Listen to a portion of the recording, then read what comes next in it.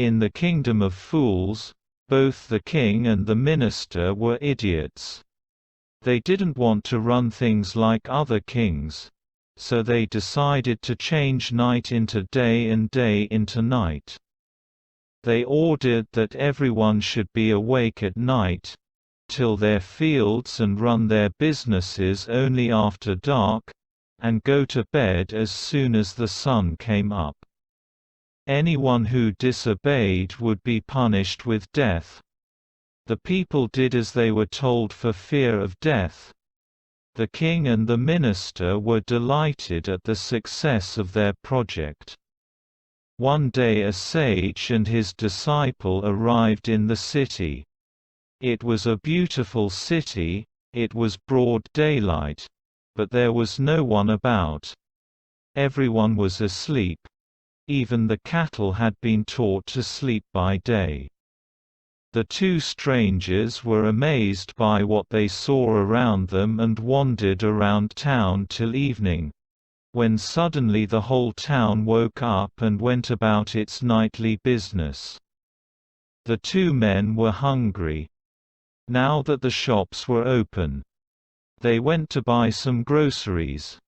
To their astonishment, they found that everything cost the same, a single rupee. Whether they bought a measure of rice or a bunch of bananas, it cost a rupee. The sage and his disciple were delighted. They had never heard of anything like this. They could buy all the food they wanted for a rupee. When they had cooked and eaten, the sage realized that this was a kingdom of fools and it wouldn't be a good idea for them to stay there. "This is no place for us. Let's go," he said to his disciple. But the disciple didn't want to leave the place. Everything was cheap here. All he wanted was good, cheap food. The sage said, "They are all fools. This won't last very long, and you can't tell what they'll do to you next." But the disciple wouldn't listen to the sage's wisdom. He wanted to stay. The sage finally gave up and said, "Do what you want. I'm going." And he left. The disciple stayed on, ate his meal every day, bananas and butter and rice and wheat, and grew fat like a street-side sacred bull. One bright day, a thief broke into a rich merchant's house. He had made a hole in the wall and sneaked in. And as he was carrying out his loot, the wall of the old house collapsed on his head, and killed him on the spot. His brother ran to the king and complained, "Your Highness, when my brother was pursuing his ancient trade, a wall fell on him and killed him. This merchant is to blame. He should have built a good, strong wall. You must punish the wrongdoer and compensate the family for this injustice." The king said, "Justice will be done. Don't worry," and at once summoned the owner of the house. When the merchant arrived, the king questioned him. "What's your name?" "Such and such, Your Highness." "Were you at home when the dead man burgled your house?" "Yes, my lord. He broke in and the wall was weak. It fell on him." The accused pleads guilty.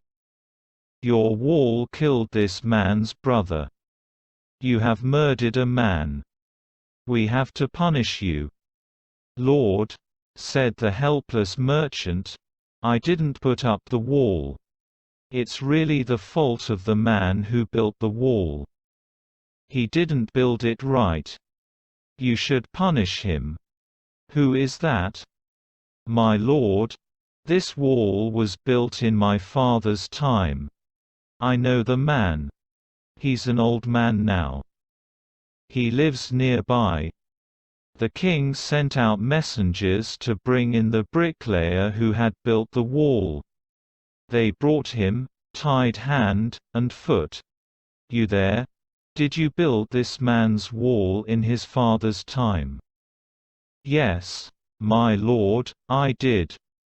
What kind of a wall is this that you built? It has fallen on a poor man and killed him.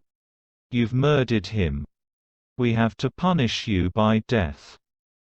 Before the king could order the execution, the poor bricklayer pleaded, "Please listen to me before you give your orders. It's true I built this wall and it was no good. But that was because my mind was not on it. I remember very well a dancing girl who was going up and down that street all day with her anklets jingling. And I couldn't keep my eyes or my mind on the wall I was building. You must get that dancing girl. I know where she lives. You're right. The case deepens. We must look into it. It is not easy to judge such complicated cases. Let's get that dancer, wherever she is." The dancing girl, now an old woman, came trembling to the court. "Did you walk up and down that street many years ago, while this poor man was building a wall? Did you see him?" "Yes, my lord. I remember it very well." "So you did walk up and down, with your anklets jingling. You were young and you distracted him, so he built a bad wall. It has fallen on a poor burglar and killed him. You've killed an innocent man.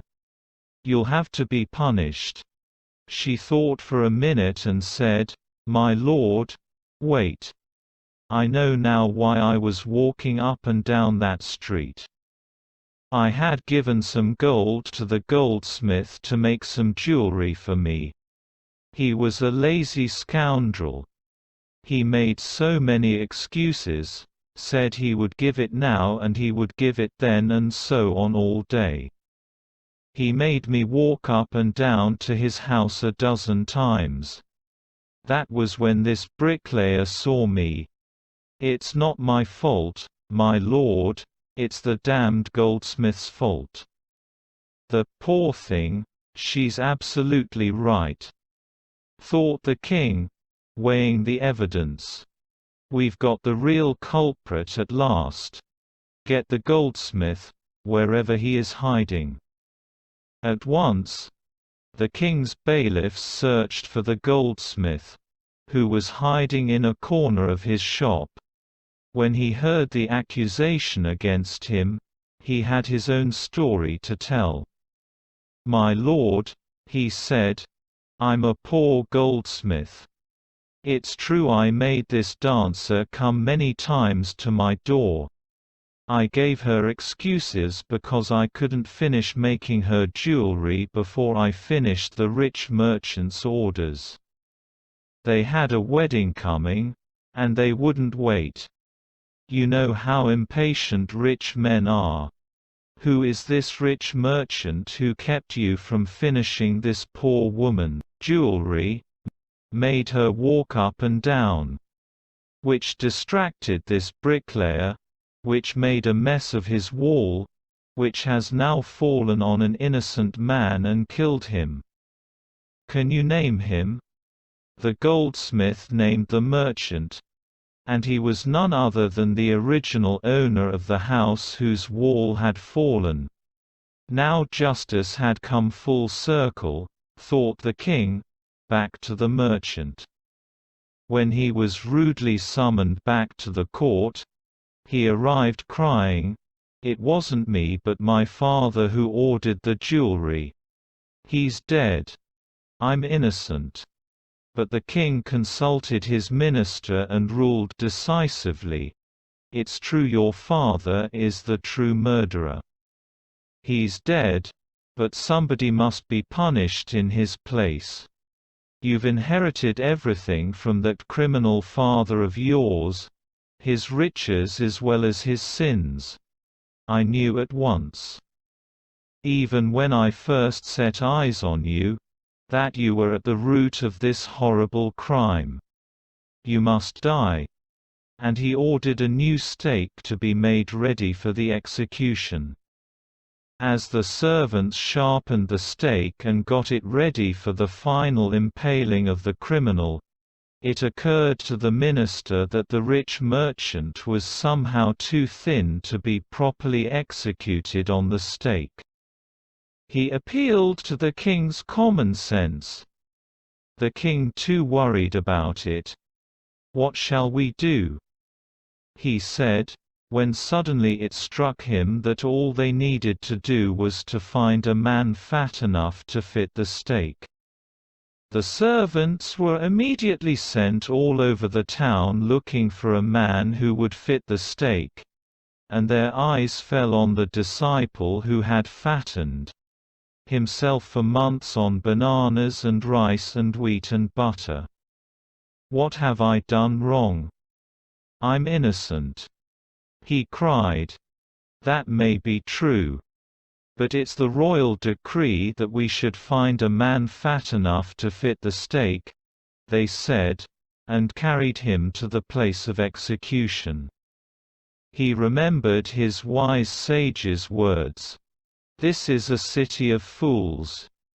You don't know what they will do next." While he was waiting for death, he prayed to his sage in his heart, asking him to hear his cry wherever he was. The sage saw everything in a vision. He had magic powers, he could see far, and he could see the future as he could see the present and the past. He arrived at once to save his disciple, who had got himself into such a scrape through love of food. As soon as he arrived, he scolded the disciple and told him something in a whisper. Then he went to the king and addressed him, "O wisest of kings, who is greater, the sage or the disciple?" "Of course, the sage. No doubt about it. Why do you ask? Then put me to the stake first. Put my disciple to death after me." When the disciple heard this, he understood and began to clamor, "Me first. You brought me here first. Put me to death first, not him." The sage and the disciple now got into a fight about who should go first. The king was puzzled by this behavior. He asked the sage, "Why do you want to die?" "We chose him because we needed a fat man for the stake. You shouldn't ask me such questions." "Put me to death first," replied the sage. "Why? There's some mystery here. As a wise man you must make me understand. Will you promise to put me to death if I tell you?" asked the sage. The king gave him his solemn word. The sage took him aside, out of the servant's earshot, and whispered to him, "Do you know why we want to die right now, the two of us? We've been all over the world but we've never found a city like this or a king like you. That stake is the stake of the God of justice. It's new, it has never had a criminal on it. Whoever dies on it first will be reborn as the king of this country. And whoever goes next will be the future minister of this country. We're sick of our ascetic life. It would be nice to enjoy ourselves as king and minister for a while. Now keep your word, my lord, and put us to death. Me first, remember." The king was now thrown into deep thought. He didn't want to lose the kingdom to someone else in the next round of life. He needed time. So he ordered the execution postponed to the next day and talked in secret with his minister. It's not right for us to give over the kingdom to others in the next life. Let's go on the stake ourselves and we'll be reborn as king and minister again." "Holy men do not tell lies," he said, and the minister agreed. So he told the executioners, "We'll send the criminals tonight. When the first man comes to you, put him to death first. Then do the same to the second man. Those are my orders. Don't make any mistake." That night, the king and his minister went secretly to the prison, released the sage and the disciple, disguised themselves as the two, and as arranged beforehand with loyal servants, were taken to the stake and promptly executed. When the bodies were taken down to be thrown to crows and vultures, the people panicked. They saw before them the dead bodies of the king and the minister. The city was in confusion. All night they mourned and discussed the future of the kingdom. Some people suddenly thought of the sage and the disciple and caught up with them as they were preparing to leave town unnoticed. "We people need a king and a minister," said someone. Others agreed. They begged the guru and the disciple to be their king and their minister. It didn't take many arguments to persuade the disciple, but it took longer to persuade the sage. They finally agreed to rule the kingdom, on the condition that they could change all the old laws.